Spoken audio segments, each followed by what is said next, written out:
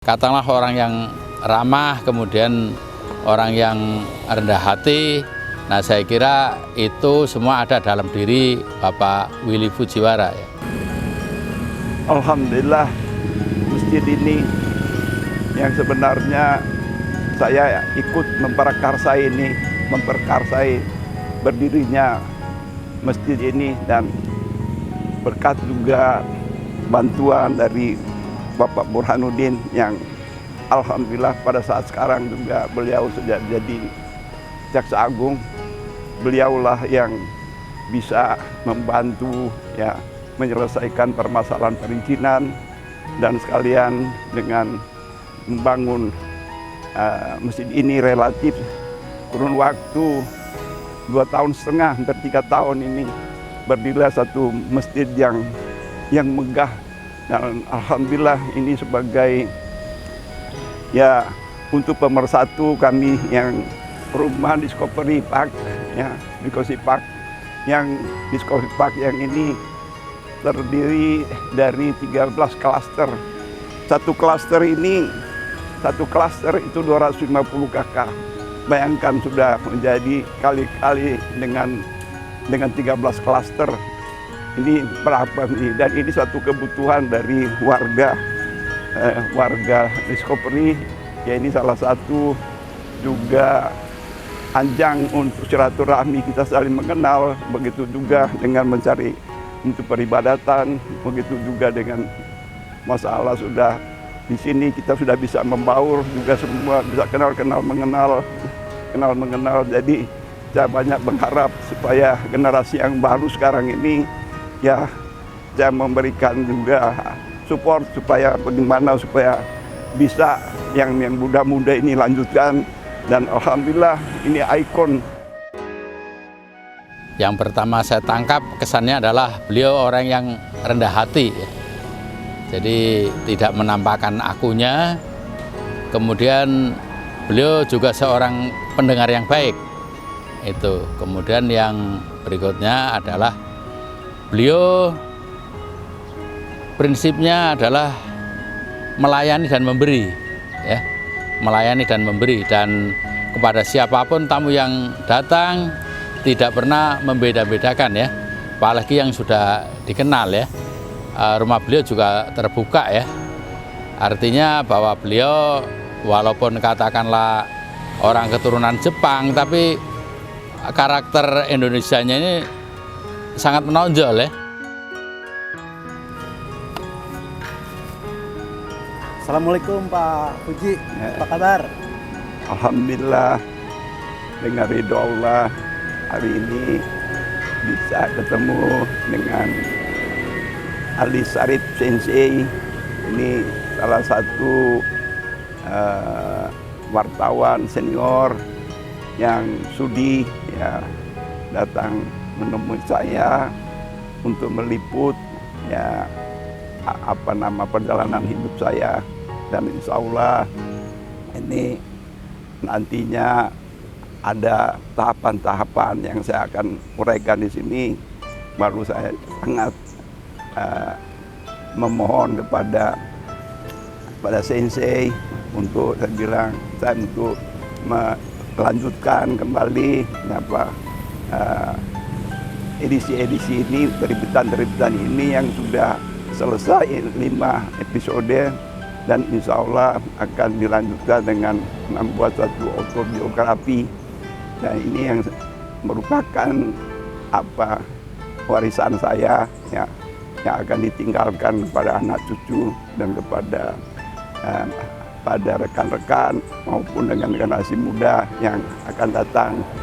Itu kira-kira jadi atas partisipasi dari Sensei, semua ini saya akan kembalikan lagi kepada Allah ya, untuk ya memberikan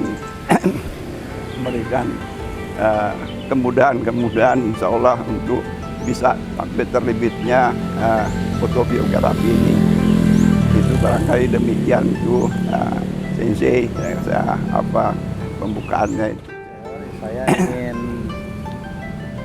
berikan ilustrasi sedikit bahwa Fujiwara-san ini adalah tokoh Indonesia Jepang, sangat senior dan pengalaman hidupnya luar biasa. Itulah mengapa saya tertarik untuk membuat video ini, termasuk saya berencana untuk membuat biografi beliau. Nah, sekilas saja Bapak, itu kan kalau saya bagi periode di Indonesia, periode di Jepang, balik lagi ke Indonesia. Nah, pada waktu di Indonesia itu apa yang bisa jelaskan di awal itu? Ya. Jadi begini, sebelum mungkin saya utarakan permasalahan itu, saya juga sebetulnya ini kan insya Allah tanggal 25 November ini, ya, tahun ini sudah 80 tahun. Jadi saya mengevaluasi kehidupan saya, ya, ya dari awal, dari kampung sampai ke Jepang mencari orang tua, dan alhamdulillah dengan ridho Allah saya dipertemukan dengan orang tua saya, walaupun proses pencarian itu boleh dikatakan berliku-liku dan berlobang-lobang.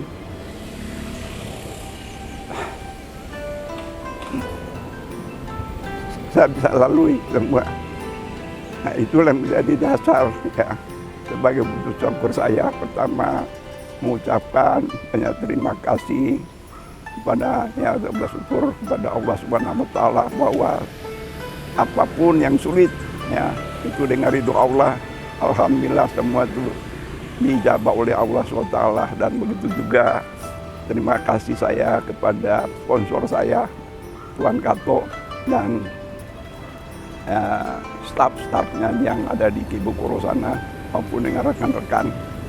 Itulah menjadi suatu motivasi saya pulang ke Indonesia ini. Dan saya mengevaluasi, saya punya kehidupan sudah mencapai 80 tahun insya Allah tanggal 25 November ini, dan saya itu menaruh harap juga kepada Sensei, kepada Ali Sarip Sensei, saya bilang, yang bidangnya, ahlinya dalam tulis menulis ini.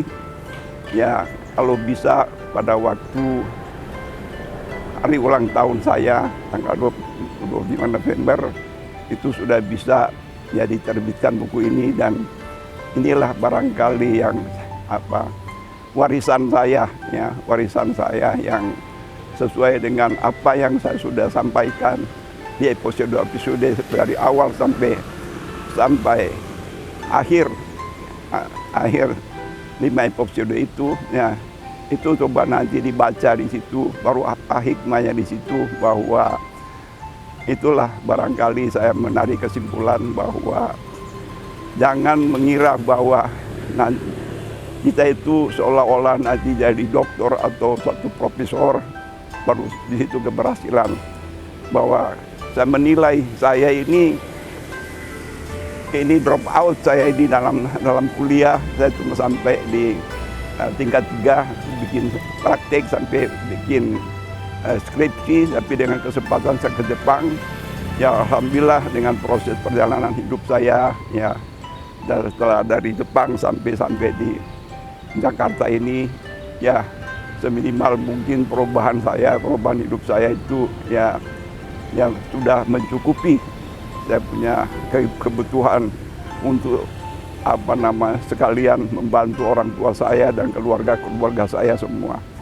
Ini yang sebagai wujud syukur saya. Dan saya mengevaluasi sekarang ini, saya mencari itu rekan-rekan saya, ya, yang dulu pernah, ya, ada sangkut paut dengan masalah umpamanya utang piutang atau masalah janji atau masalah yang tidak ini, saya itu akan cari semua. Dan itu saya minta maaf, ya, apabila saya bersalah. Kedua, ya, saya itu selalu membangun silaturahmi dengan mereka dan memberikan apa yang ada sama saya, itu satu kebahagiaan bagi saya, sudah bisa membalas yang mereka, karena mereka juga turut juga memberikan support. Memberikan support ya, atau ya petunjuk.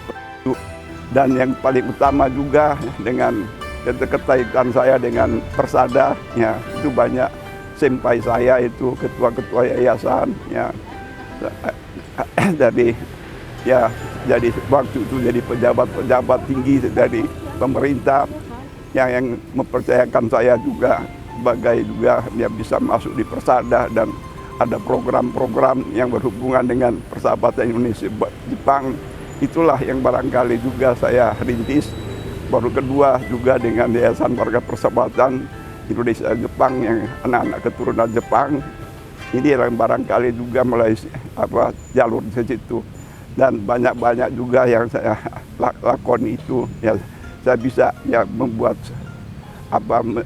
mendirikan universitas juga di daerah, dan saya sudah wakafkan kepada pemerintah daerah.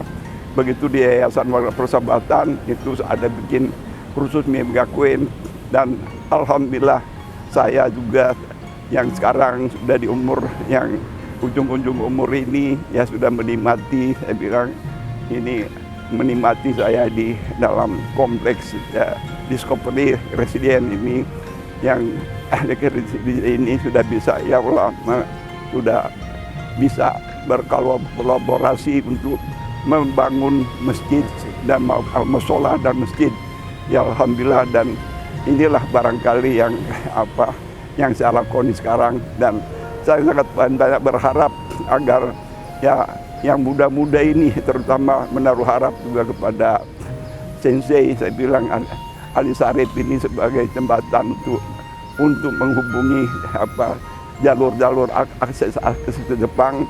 Bagaimana kita lagi supaya kita sambil mencari ya kehidupan dunia, ke akhirat juga kita bisa selamat situ. Itu barangkali yang sebagai ya pesan saya pada yang muda-muda, bahwa jangan minder atau jangan ini, bahwa itu semua asal mau melakoni dan kembali kepada Allah. Baru kedua kita jujur, kita disiplin dan semangat, itu yang bangun itu karakter berakhlak. Nah, insya Allah itu akan akan ijabah oleh Allah Subhanahu wa Ta'ala.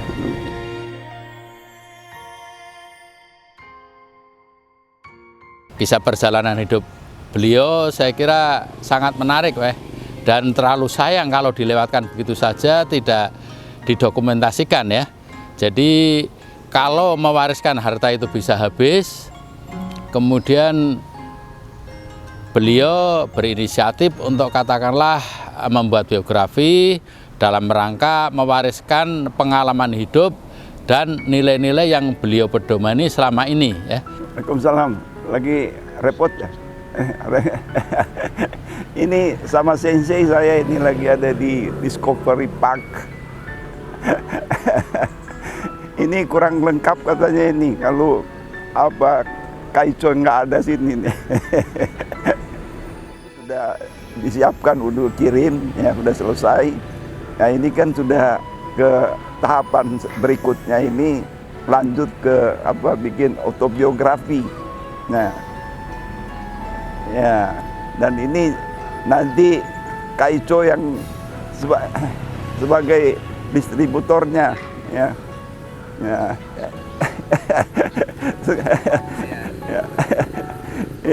Lihat nih, sedang anjing ini sudah datang, ini dia semua ini datang merapat nih.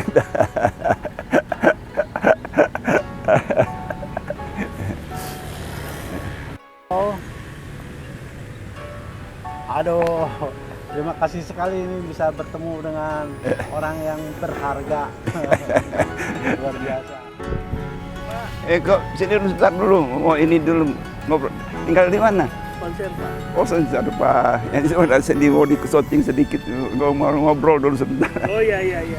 Kebetulan saya ini dari Fiore. Fiore, oke. Ya, kebetulan kan ya ada meliput ini dari bunga dari Jepang, ini dari Jepang ada. Iya. Jadi cuma sebagai kenalan aja, dan cuma ini diliput supaya ada backgroundnya ini yang baru. Ya itulah kebetulan ada kegiatan-kegiatan. Kira-kira ini kita ada kegiatan ini ya, kegiatan di Jumat Berkah kan banyak yang hadir kan. Nah, menurut kau itu bagaimana kira-kira, ada mengganggu atau gimana? Ya agama mah nggak masalah ya. Agama nggak masalah. Memang ada sedikit penyempitan jalan. Iya. Nggak ada macet kok. Iya. Ya itu yang diantisipasi juga kita supaya ya bagaimana supaya jangan sampai terganggu apa namanya ya warga ya. Mungkin ada hal-hal untuk ada urusan cepat baru ada ini perlambatkan dan makanya enggak. Kalau macet 20 menit ya terganggu. Tapi ini enggak. Jadi sudah ini kan pengurus semua di sini kan supaya diperhatikan tuh bagaimana supaya ya keamanan itu berlancar warga. Nah, ini semua sebagai kalau Jumat Berkah juga cuma nggak lama ya. Iya. Lagi pula aktivitas pagi yang tinggi kan. Iya. Jadi kalau siang itu sudah agak sepi. Nah, bagaimana tanggapan dari kau itu kira-kira? Nggak masalah. Ya, terima kasih banyak ya supaya jadi supaya ini kan disiar di YouTube di apa segala macam. Ya supaya kan ini yang menetralisirkan supaya bahwa justru ini supaya masyarakat itu bisa kumpul. Itu yang kita perlu sekali. Jadi supaya jangan terlalu ini dia lah ya. Harus bersosialisasi. Dengan adanya ini kan bisa bersosialisasi. Ya, itu. Dengan ada ini kita bisa bersilaturahmi ya. Kita bisa kenal. Kalau nggak ada begini kita nggak bisa. Iya. Kalau pagi kan kita kan keluar. Iya. Siang itu sudah di kantor semua. Iya. Jadi terima kasih banyak. Ya mudah-mudahan bisa kita berlanjut ya Bunda ya. Terima kasih. Mari Pak ya. Iya. Pengalaman hidup itu sangat berharga karena beliau berangkat dari atau merangkak dari bukan siapa-siapa Pak, merangkak dari nol ibaratnya ya, dari kota Mubagusana kemudian bertarung di Jakarta, kemudian sampai ke Jepang, dan akhirnya karena beliau merasa berutang budi kepada orang tua tunggalnya ya, ibunya Nyonya Hajah Dasimah. Nah, beliau merasa perlu untuk meninggalkan segala kenyamanan dan katakanlah kehidupan mapan di Jepang untuk kembali ke Jakarta dalam rangka supaya bisa lebih dekat dan bisa katakanlah merawat ibunya di hari tua ya.